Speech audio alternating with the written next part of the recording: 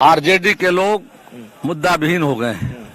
जब काम करने का बिहार में मौका मिला था तो बिहार को ले गए, अंधेरे का बिहार बना दिया था, गड्ढे का बिहार, जंगल राज, बिहार में पलायन हो रहा था करके।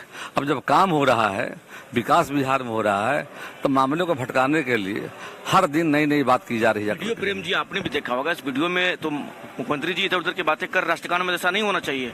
कोई बात नहीं कर रहे थे, राष्ट्रगान में खड़े थे और आज कोई नई बात तो है नहीं जाकर के। वर्षों से राजनीति बिहार की राजनीति में जाकर के हैं, पूरी तरह स्वस्थ हैं। उसका उदाहरण है प्रगति यात्रा बिहार का। प्रगति यात्रा में 2 महीने तक जिस तरह से उन्होंने बिहार के विकास की समीक्षा की है, हर जिले में गए जाकर के, हर लोग से मिले हैं, वैसे कोई बात है नहीं।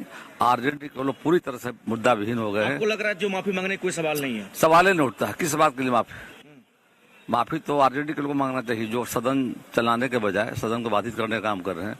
तो उससे राज्य का विकास बाधित हो रहा है, जन समस्याओं को माननीय विधायकों को रखने का मौका मिलता है, उससे लोग वंचित हो रहे हैं जाकर, इसलिए माफी उनको मांगना चाहिए। चलिए देखिए, किस बात के लिए माफी मांगे? राष्ट्र का अपमान किसने किया? आपने किया। आपने राष्ट्र की संपत्ति को लूटी, आपने राष्ट्र के सारे संपदा को लूट लिया, राष्ट्र की विचारधारा को बर्बाद किया। आप पिछले 30 सालों से बिहार को लूट रहे हैं, बिहार को बर्बाद कर रहे हैं। 5 सेकंड के वीडियो में अगर हमारे नेता ये कहते हैं कि राष्ट्रगान जोर से पढ़िए तो ये अपमान हो जाएगा उस नेता के बारे में जिनके पिता स्वतंत्रता सेनानी है, जो खुद राष्ट्र के निर्माण में अपना करियर जिन्होंने लगा दिया।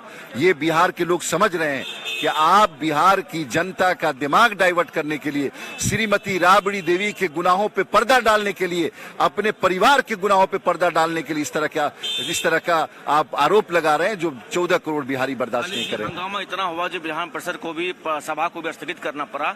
क्या लग रहा है जो उस वीडियो में जो हुआ था, जो प्रणाम कर रहे थे, जो दीपक जी से बात कर रहे थे, उन्होंने ये कहा था कि राष्ट्रगान को जरा जोर से पढ़िए। अब इसमें क्या हो गया भाई?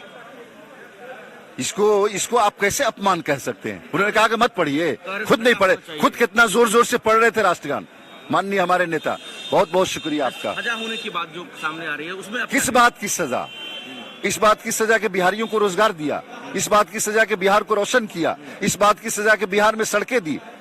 नीतीश कुमार को भारत रत्न मिलेगा चूंकि उन्होंने 20 साल में बिहार को सजाया है, बिहार के समाज को सजाया है। और आपको नाक रगड़ रगड़ के माफी मांगनी कर पड़ेगी चूंकि आपने बिहार को लूटा है। को 2017 से अनुदान नहीं मिला है और बजट में इसके लिए कोई उपबंध नहीं किया गया है। सदन में पिछले दिनों जब यह बात उठाई गई तो माननीय मंत्री ने कोई जवाब नहीं दिया, कोई सही जवाब ये लोग देते नहीं है। और वित्त रहित शिक्षक टकटकी लगाए बैठे हुए हैं। 2017 से ही इनको पैसा नहीं दिया जा रहा है। 2008 में सरकार ने वित्त रहित शिक्षा नीति समाप्त किया और कहा कि हम परीक्षा फल प्रकाशन के आधार पर पैसा देंगे। प्रति बच्चा जो फर्स्ट डिवीजन पास करेगा तो 8500, सेकेंड डिवीजन करेगा तो 8000 और जो थर्ड डिवीजन से पास करेगा तो 7500 रुपया हम प्रति बच्चा के हिसाब से देंगे। तो इतना बड़ा रिजल्ट हुआ, आप कह रहे हैं, पीठ थपथपा रहे हैं शिक्षा के क्षेत्र में इतना आगे बढ़ रहे हैं। हम बहुत कुछ शिक्षकों के लिए कर रहे हैं तो कर रहे हैं, तो पैसा काहे नहीं दे रहे हैं? जितना बच्चा पास किया है तो सरकारें के लोग पढ़ा दिए हैं, विधायक सांसद पढ़ा दिए हैं कि शिक्षक पढ़ाते हैं? जो वित्त रहित शिक्षक जो पढ़ा रहे हैं, काम कर रहे हैं, उनको आखिर अनुदान आप क्यों नहीं दे रहे हैं? ये जो जाब लगाए हुए हैं, जाब का मतलब है, जाब किसान जो है अपने जब पशुओं को चारा देना नहीं चाहता है तो उसके मुंह में जाबी लगा देता है।